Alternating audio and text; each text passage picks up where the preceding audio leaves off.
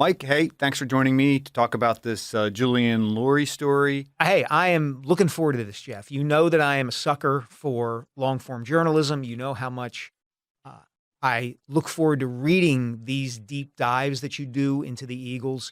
Why a profile and kind of a snapshot in time, albeit a deep one, of Julian Lurie? Yeah, I mean, like, number one, he is the owner's son and his successor.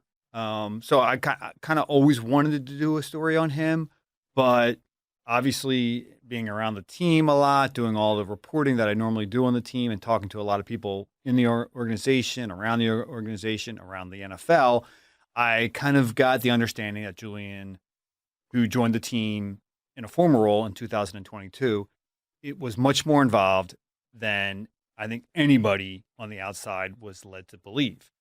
And so that kind of started that was at the genesis, I think, of me really kind of wanting to look at Julian Lurie. And then I found out a lot that I really didn't realize, not only that he was involved as prominently as he was, but that he was kind of a decision maker to some extent. And that there was kind of like a little bit of a process here that took adjusting for a lot of key members of the organization at all levels, really kind of the top level and then the secondary level, and then even just employees in general, because he is now like the most present Lurie at the building because Jeffrey Lurie isn't there as often. So that was kind of it. And then also I wanted to do a feature on this guy who's going to, he is the heir apparent. He is going to be the heir to the crown when it comes to owning the Eagles at some point. Jeffrey Lurie is 74. He's been very adamant, and from what I understand, it's very true that he is not loosening his grip on the team. He's still going to be chairman and CEO. He's still going to make a lot of the big decisions when it comes to not only the business side, but the football side.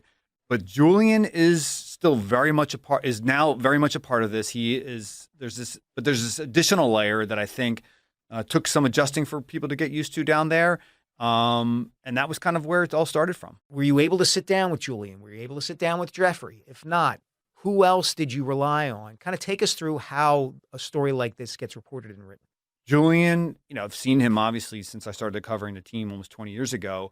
But when he got the role in 2022, the title is kind of like part of the genesis of the idea too. It's like business and business and football strategy. Mm-hmm. It's like not even the name of a person, right? It's like, what is this nebulous title? Why aren't they giving him a title? Why doesn't he have a more formal role in the front office? Yeah, so like, been around him a little bit, got to know him a little bit, and then just kind of talked to a lot of people in the organization from the top on down. I mean, I can only tell you so much because a lot of it is I relied on sources. Mm-hmm. People who weren't willing to go on the record. People who weren't willing to go on the record for whatever the reason may be. They weren't authorized to speak publicly. If they were a team employee, a lot of them felt like they could speak more freely about their feelings about Julian, whether it be good or bad. A lot of key members of the organization, some not so key, and then a lot of people who had previously worked for the franchise and went elsewhere. That's kind of like in general the reporting in terms of who I spoke to. So one of the things that's always interested me about Jeffrey Lurie and his tenure as the Eagles owner has been that this man, upon buying the Eagles, was a Boston native who worked very hard, it seemed to those of us, I think, in the community who follow the team, to understand Philadelphia, to become part of the community, and get himself to the point where he could be accepted fully as an owner. Nobody's accusing him of being a carpetbagger anymore along those lines. And it seems to me, based on your story, there's a parallel there between father and son. That Julian, and this is a key theme in what you write and report, he kind of started at the bottom with this organization, has been willing to work his way up. So what did you find out about his rise within the organization, how he got to this point and where he might be headed and how his path might inform his future role with the team? Yeah, it's very interesting because every time Jeffrey Lurie's been asked about Julian, and we get him once a year at the owners' meetings, essentially, he's kind of had the same response. And I think it's a very valid one. He's like, Julian was born in Philadelphia. He's a passionate sports fan. He's a passionate fan of the Eagles. So he's already ahead of me in terms of being an owner of the Eagles. Like Jeffrey was passionate about the Patriots. He tried to purchase them, and then he kind of shifted his attention to this other team 600 miles south of New England. And then, as you mentioned, tried to immerse himself in Philadelphia. I don't think he did these claims of being a carpetbagger were never entirely fair, I felt. And really, just a kind of quick aside here, I wanted to do a story on Jeffrey and how he's kind of now become like a Philly guy. Like he's now generally believed to be the best owner in Philadelphia sports history. I mean, if you talk to people in the NFL, he's considered to be, if not the best, one of the best owners in the league. And I think, so Julian has obviously that template to follow after.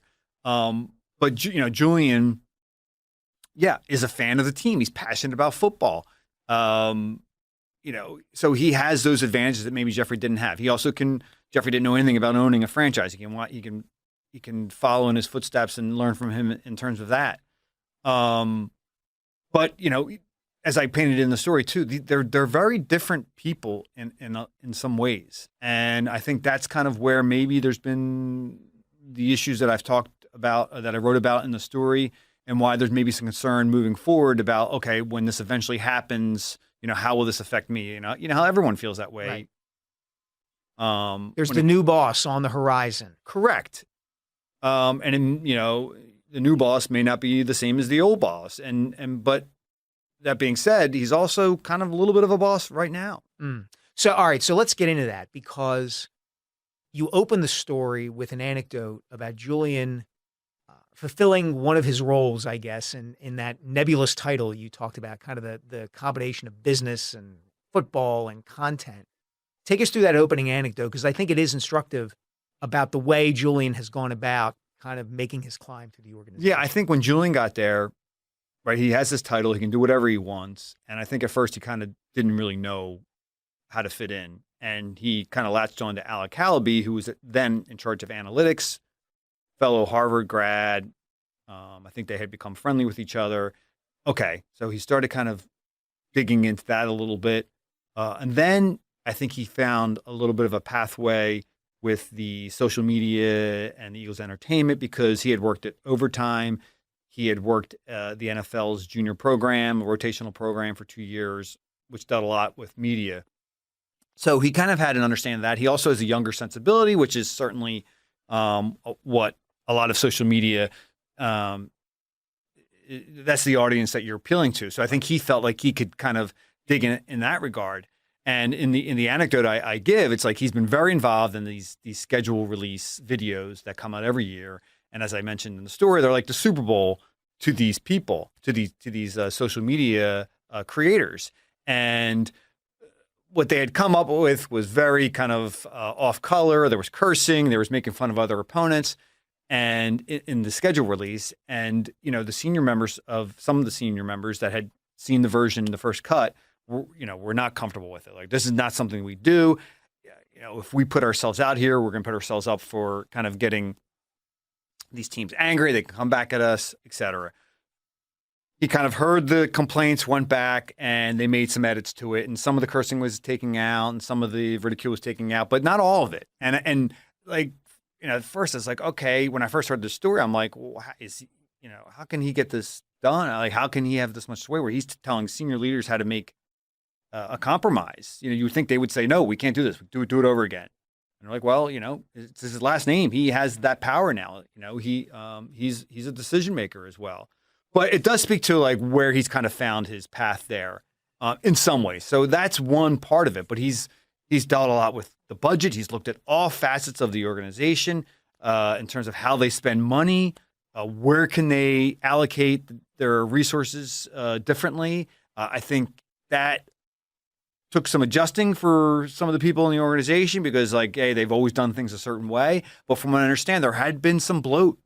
There had been too much money spent this way or that way. And from what I understand, a lot of his ideas have been beneficial to the organization. Yeah, that to me is the interesting dichotomy and kind of narrative thread in the whole story. Is on the one hand, you have this young man, he's 30 years old. He's been born into 31, excuse me. He's been born into incredible privilege, as you detailed. Went to the Shipley School in Bryn Mawr, went to Harvard. His father is a multi-billionaire owner of a premier NFL franchise. While at the same time, he's trying to learn the family business, so to speak, from the ground up. And there's a tension there, right? It's on the one hand, I would think if you work for the Eagles, you kind of have to admire, all right, the chosen one is working his way up. Yeah. On the other hand, he's still the chosen one. So anything he says, as you just pointed out, comes with the last name Lurie attached. And I have to think, and this comes through in your piece, there's some tension there within the organization about where is this headed? What happens once Julian gets there? And what happens once Julian even gets closer to being there? As you said, Jeffrey doesn't want to turn everything over to him yet, but we all know where this is headed. Yeah. I want to touch on your first part, which is about like the work that he's put in. From everything I understand, like he's a worker. Like, and it wasn't just the stories that were told to me by his colleagues when he worked in the NFL and at overtime. This is what I've heard about him with the Eagles. I mean, like he's like in on the ground floor, literally when it comes to what they're doing at the practice facility. They're doing a whole bunch of renovations to the training room, to the locker room. Obviously, they're looking into this new stadium. They're going to maybe relocate the practice facility at some point. Like, this is stuff that he is involved in at a very granular level. And so some of that has to do with the fact that like Jeffrey's not there a lot. And he kind of found this, there's like kind of an absence for him to step in and do that. But a lot of it is just like, he's putting in the work. You talked about you didn't say this specifically, but like being born on third base or home plate. Like this happens in other organizations and in other businesses. And these trust fund babies or these blue-blooded kids who've been handed everything, trust fund babies, whatever you want to call them, like they just come in and, they don't do the necessary work. Whatever they want is going to go. And that's that. Yeah. And they don't like, this is everything I've ever talked to. This is not Julian. Mm-hmm. I mean, Julian is putting in the work and he's trying to understand all facets of the organization and he's doing it the right way. That being said, there are people who have existed there, been there a long time, have worked for no other franchise. They've, given pretty much carte blanche to do what they've done. And you can see why they would take exception to being overlooked by this young man because the Eagles have been very successful. They've been prosperous. They're one of the most, in terms of how much it's worth, franchises one of the most highly valued in the world, franchises, yeah. Right? In terms of the product on the field, they've won 2 Super Bowls, been to 8 of the last 10 playoffs. This is one of the most prosperous sports organizations in the world. Who's this guy? This 31-year-old kid, and he's not a kid, but I think maybe in their eyes, to some degree, who's this kid coming in telling me, hey, why are you spending this? Why are you spending that? So let's pull on that thread of palace intrigue for a second here. And I know there's only so much you can get into publicly when you do a story like this, especially the way you report. You talk to everybody. You are keeping confidences in terms of sourcing. You're hearing things that you can't use in print. You're hearing things that you can use off the record or on background, things like that. So let's get that disclaimer out of the way. I think the public perception of the Eagles is that Jeffrey Lurie is tied to someone at the hip, but it's not his son. It's Howie Roseman. It's the general manager, the player personnel vice president, who has been responsible for building the rosters that have won these 2 Super Bowls and had all this success, as you just laid out. So, but Howie is not Jeffrey's son, as close as they might be. And I don't want to make this question totally about Howie, but that's an intriguing part of this.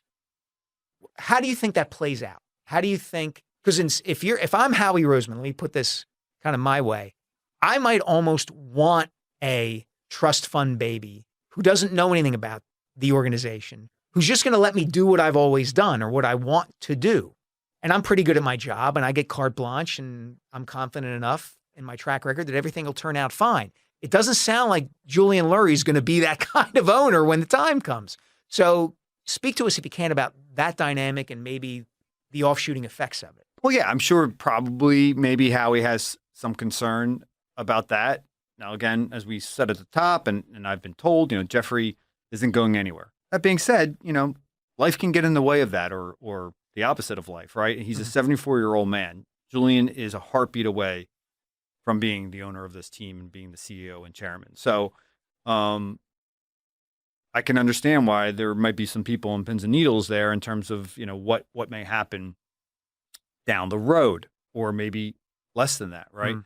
Down the end of the block as opposed to the road. Right.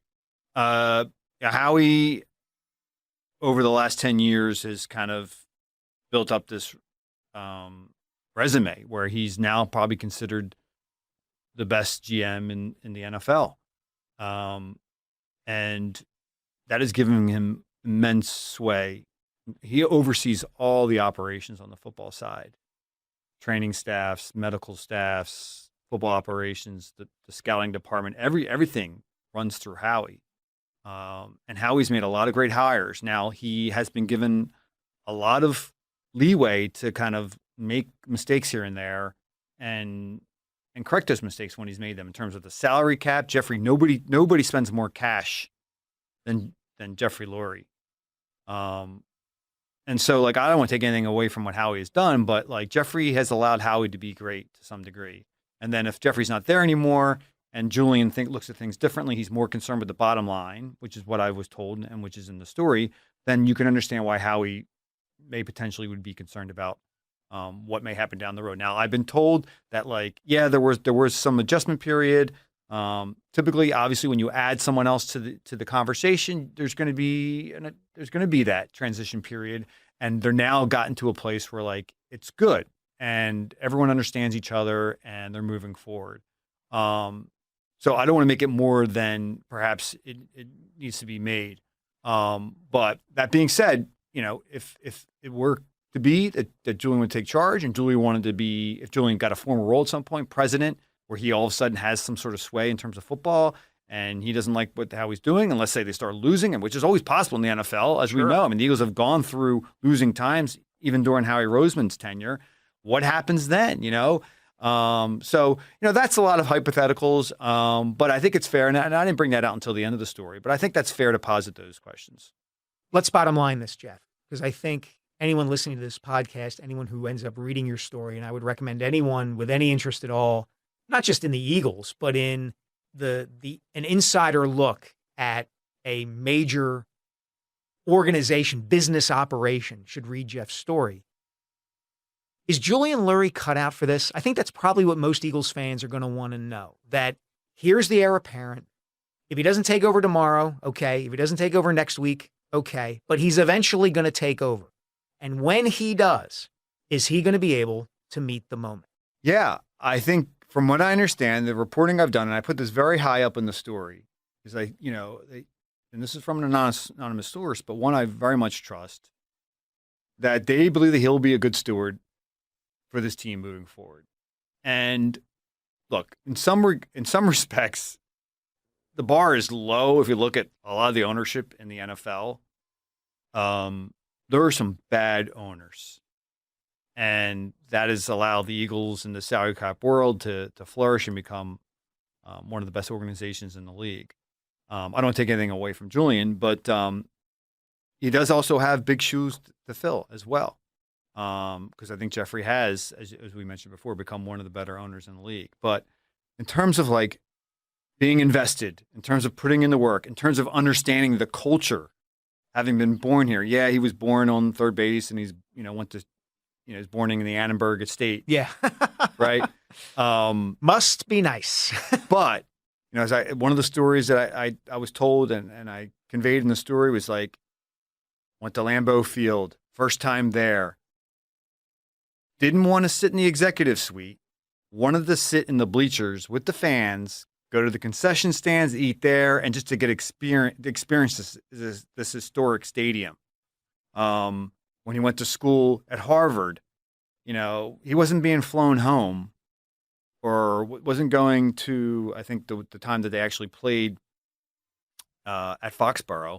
No, he was going to the local bar, the local Eagles, the local Eagles-themed bar that some guy had turned into an Eagles bar because he was a Chip Kelly fan, and watching it with local Eagles fans. he seems to be trying to narrow the natural disconnect between his upbringing and the people who love this team. Right. I mean, how many times in Philadelphia have you had owners that were born and bred here and really had a passion for the teams that they ended up owning? Yeah. It's happened at times. Here and there. I mean, I think John Middleton of the Phillies would qualify for that. I don't even think Ed Snyder would qualify because he literally created the team. It didn't exist while he was growing up. So this might be a really unique situation. Yeah. And then in terms of like temperament and intelligence, I heard he's a bright guy. Obviously, he went to Harvard. Yeah, he's different than Jeffrey. He's got different personality. He maybe is a tougher read. He's of a different generation. But like, as I mentioned in the story too, he wants to take this Eagles team to the next generation.